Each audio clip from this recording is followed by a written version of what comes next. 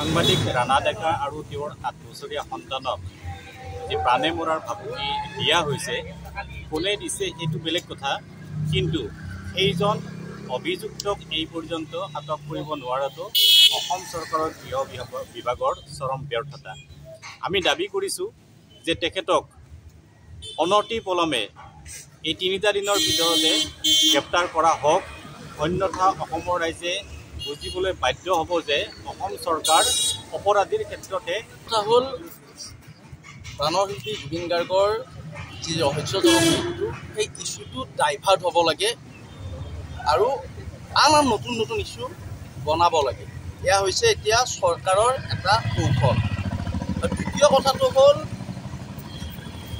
এগৰাকী প্ৰাক্তন প্ৰশাসনিক বিষয়া আৰু তেখেতে ফোনযোগে এগৰাকী সাংবাদিকক ধমক দিছে, প্ৰাণে মৰাৰ ভাবুকি দিছে।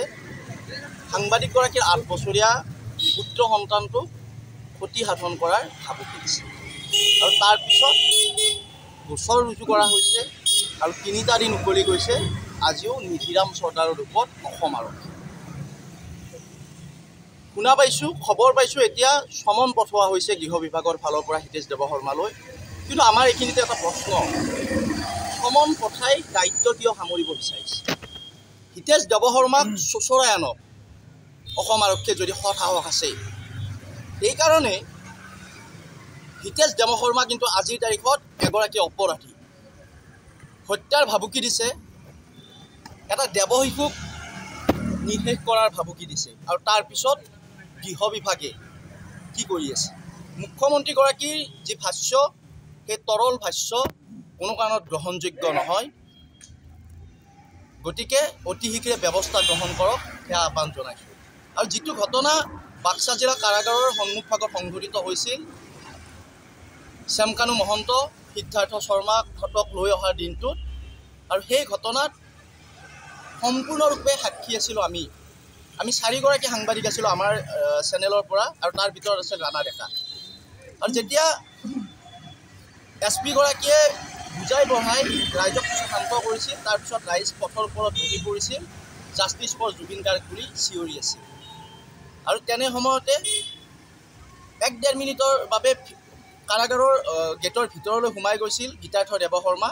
সেই সময়ত তেখেত বাক্সা জিলাৰ এডিশ্যনেল SP ক্ৰাইম ব্ৰাঞ্চৰ এডিশ্যনেল SP হিচাপে দায়িত্বত আছে। আৰু গৈ ঠিক 1-1.5 মিনিটমানৰ ভিতৰতে ভিতৰৰ পৰা এগৰাকী কনিষ্টবলৰ হাতৰ পৰা লাঠিডাল কাঢ়ি লৈছিল। আৰু মোৰ ভালদৰে মনত আছে, কাণত মোৰ ভাহি উঠে এতিয়াও সেই শব্দটো, এটা অশ্লীল শব্দ কৰিছিল। আৰু কৈ ওলাই আহিছিল, আহি নিৰ্বিচাৰে বহি থকা প্ৰতিবাদকাৰীৰ ওপৰত লাঠিচাৰ্জ কৰিছিল। ছত্ৰভংগ দিয়া হৈছিল, মানুহবোৰ আঁতৰি গৈছিল আৰু পথৰ কাষত যেনিয়ে শিল পাইছিল তেনিয়ে শিলগুটি লৈ দলিয়াইছিল।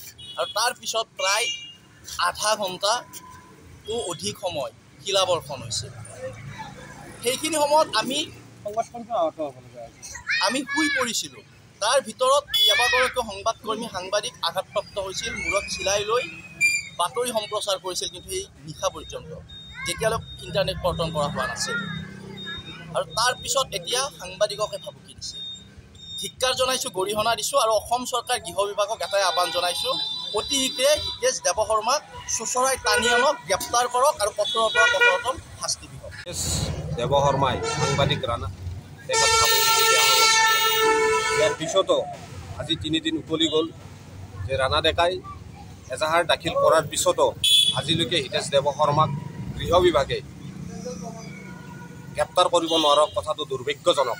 আমি আজি এই প্ৰতিবাদস্থলীৰ পৰা এটাই গৃহ বিভাগক, লগতে গৃহ বিভাগৰ দায়িত্বত থকা মাননীয় অসমৰ মুখ্যমন্ত্ৰী ডাঙৰীয়াক ক'ব বিচাৰোঁ, যদি আগন্তুক 3 দিনৰ ভিতৰত হিতেশ দেৱশৰ্মাক যদি গ্ৰেপ্তাৰ নকৰে, পশ্চিম নলবাৰী প্ৰেছ ক্লাবে ৰাইজৰ সহযোগত জংকী আন্দোলন কৰিবলৈ আমি বাধ্য হ'ম।